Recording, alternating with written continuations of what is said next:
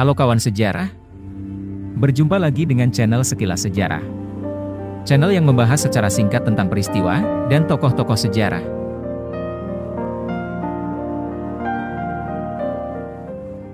Raden Ajeng Kartini. Ia dilahirkan pada tanggal 21 April tahun 1879, ia lahir di Jepara yang berada di daerah pantai utara Pulau Jawa. Ia merupakan anak kelima dari Raden Mas Sosroningrat, yang 2 tahun setelah kelahiran Kartini diangkat menjadi Bupati Jepara.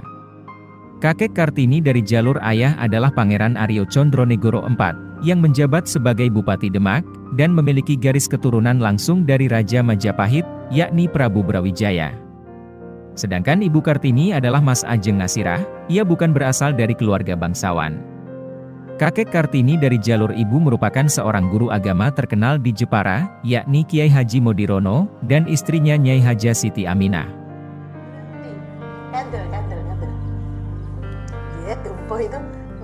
Pada tahun 1885, atau ketika Kartini menginjak usia 6 tahun, ia masuk sekolah dasar Belanda, Europese Lager School, atau ELS.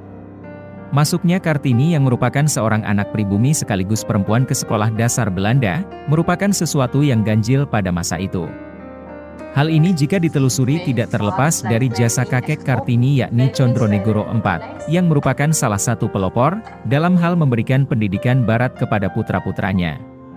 Bahkan ia memanggil secara khusus seorang guru Belanda untuk datang ke Kabupaten Jepara, untuk mengajar putra-putranya, yang salah satunya adalah ayah Kartini yaitu R.M. Sosroningrat. Ayah Kartini kemudian melanjutkan tradisi tersebut, bahkan melampaui apa yang dilakukan oleh Condronegoro IV, dengan memberikan pendidikan barat tidak hanya kepada anak laki-lakinya, tetapi juga kepada anak-anak perempuannya.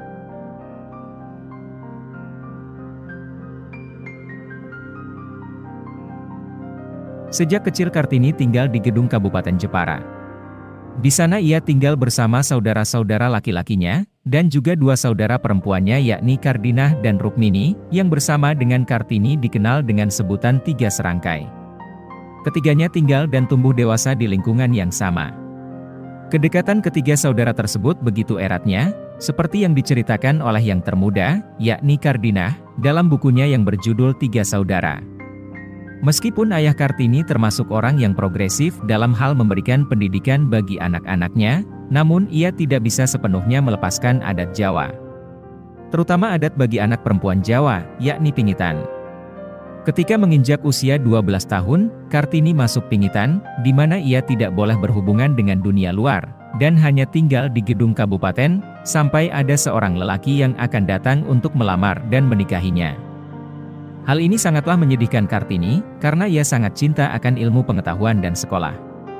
Bahkan ia sempat bercita-cita untuk mengikuti jejak saudara laki-lakinya, yang melanjutkan sekolah ke Hooger Berger School, atau HBS, di Semarang.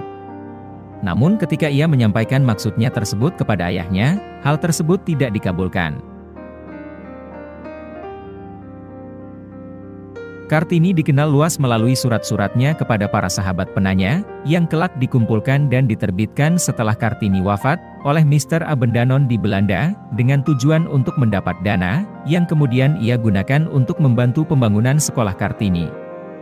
Sahabat-sahabat yang memiliki hubungan surat-menyurat dengan Kartini antara lain adalah, pasangan suami istri J.H. Abendanon, dan R.M. Abendanon, yang pada masa hidup Kartini merupakan Direktur Kementerian Pengajaran dan Kerajinan dalam proyek politik etis Belanda. Berikutnya adalah Estel Zehandelaar. Ia 5 tahun lebih tua dari Kartini, ia tinggal di Belanda, dan sama sekali tidak pernah bertemu dengan Kartini.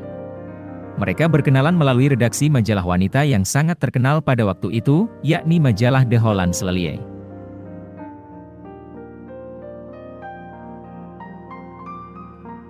Pada pertengahan bulan Juli tahun 1903, datanglah utusan dari Bupati Rembang yakni Raden Adipati Djoyodiningrat, dengan maksud untuk melamar Kartini.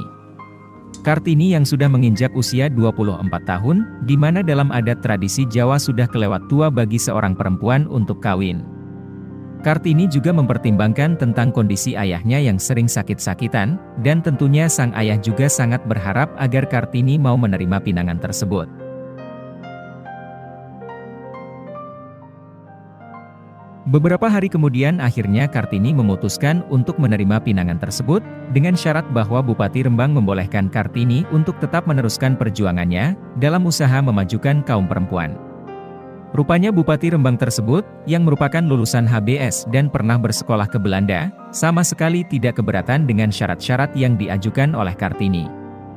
Akhirnya, pada tanggal 8 November tahun 1903, perkawinan Kartini dan Raden Adipati Djoyodiningrat dilangsungkan. Dan setelah itu Kartini diboyong untuk tinggal di Rembang. 10 bulan setelah Kartini pindah ke Rembang, kesehatan Kartini memburuk. Ia sering sakit-sakitan dalam keadaannya yang tengah mengandung.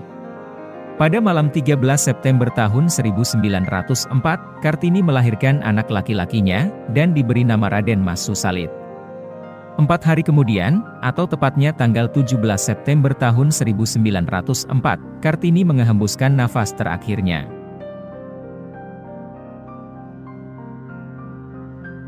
Masa hidup Kartini yang singkat, rupanya memiliki dampak yang amat luas. Ia dipandang sebagai pelopor utama dalam sejarah modern gerakan perempuan di Indonesia, dalam usaha perempuan mencapai kesetaraan dengan laki-laki.